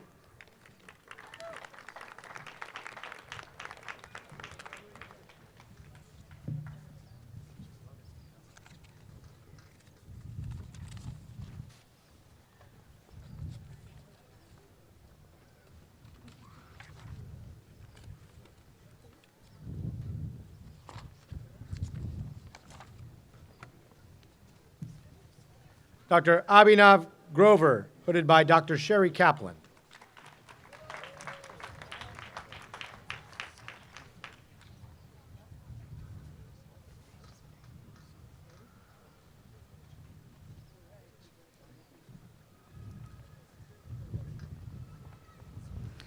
Linda Nguyen, hooded by Dr. Sherry Kaplan.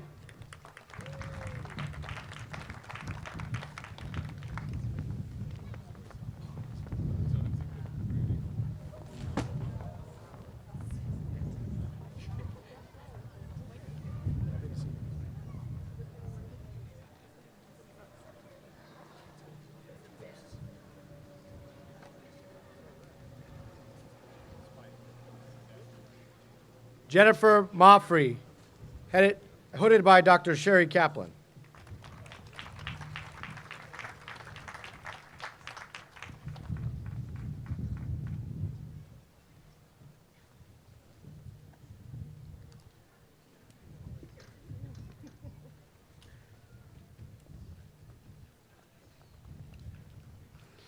Farhana Mukhtar, hooded by Dr. Sherry Kaplan.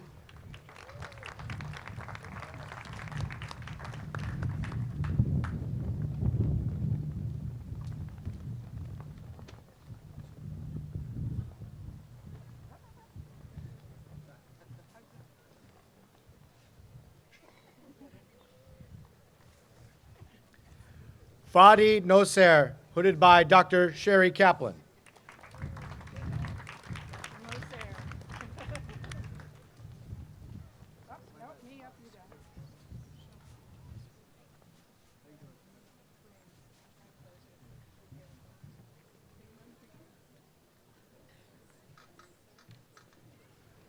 Xiaoming Wang, hooded by Dr. Sherry Kaplan.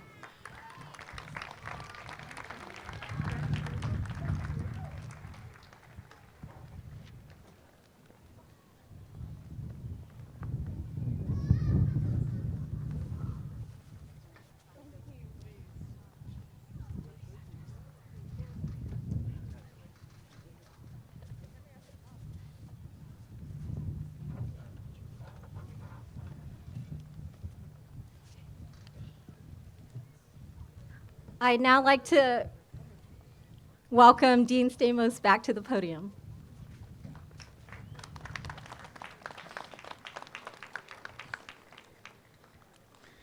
At this time, I invite Chancellor Gilman back to the podium to confer the degrees.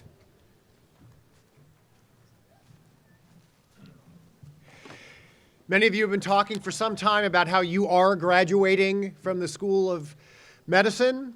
That raises the question, well, really, at what point, at what moment have you actually graduated? And the answer to that question is right now. By the power vested in me by the Regents of the University of California, I confer the degrees of Doctor of Medicine and Master of Science to the UCI School of Medicine class of 2018. Congratulations!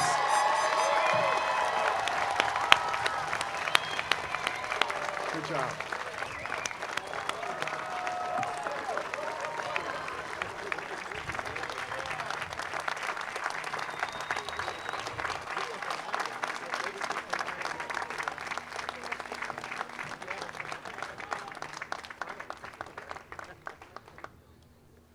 I would now like to invite Dr. Leigh Buckland back to the podium to administer the oath for Doctors of Medicine for the class of 2018.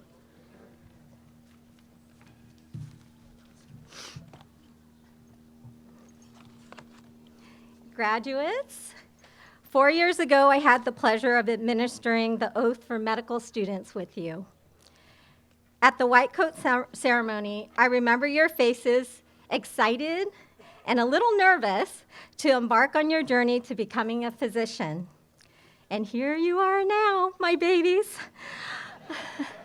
on the verge of taking your oath as doctors. I'm so excited and very proud of you. At your white coat ceremony, I had asked you to give me one word that described a good doctor.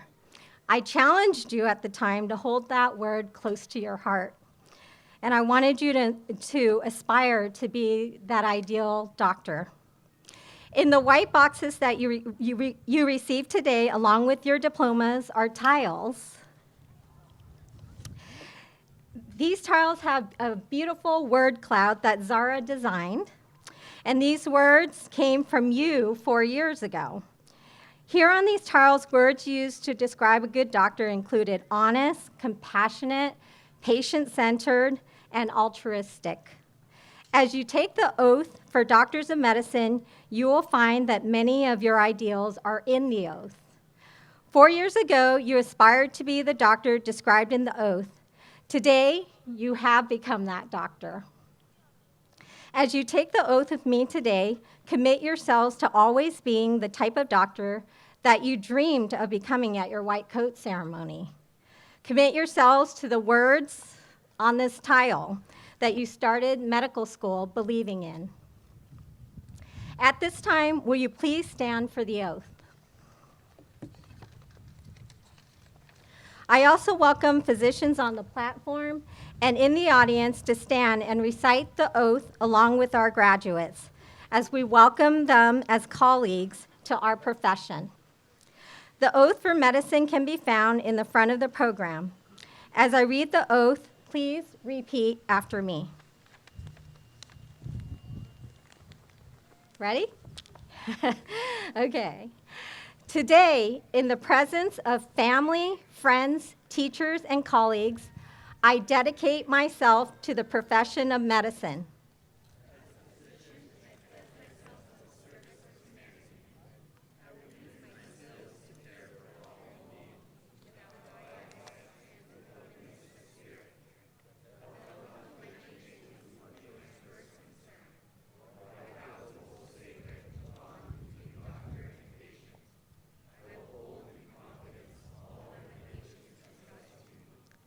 I will strive to alleviate suffering.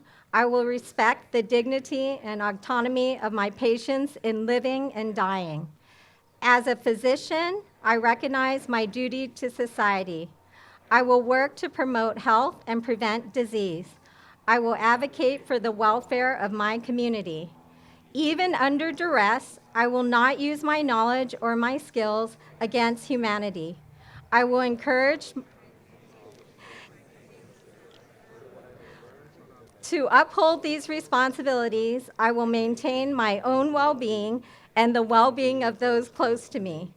As a physician, I will promote the integrity of the practice of medicine. In the tradition of my chosen profession, I will honor all who teach me this art. Through honest and respectful collaboration with my colleagues, I will seek new knowledge, re-examine ideas and practices of the past, and teach what I have learned. Above all, the health of my patients will be my first concern. This oath I take freely and upon my honor. Will the members of the class of 2018 please assent to the oath for Doctors of Medicine by saying, "I do"?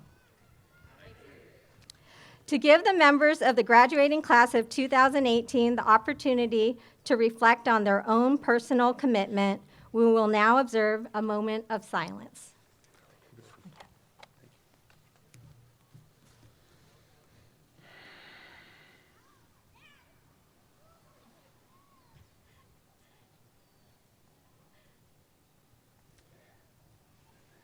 Thank you. I wish to now thank everybody for attending this morning, especially those on the sunny side of the street. I'd like to invite everyone to join us at the reception located in the Engineering Plaza, right behind us. Please stand as the faculty leads the procession off of the field.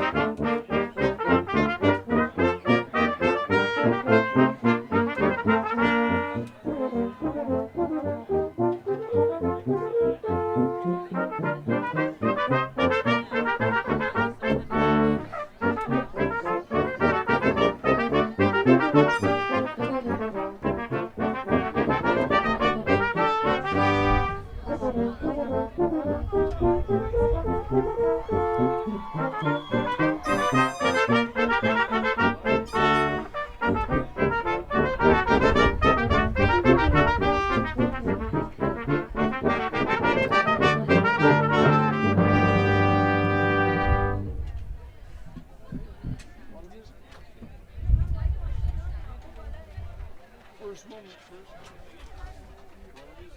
What music? The 1 and 4 part. And then we'll follow by the 1.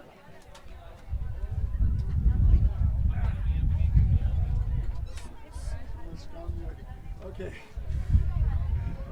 So much for comedy. Okay.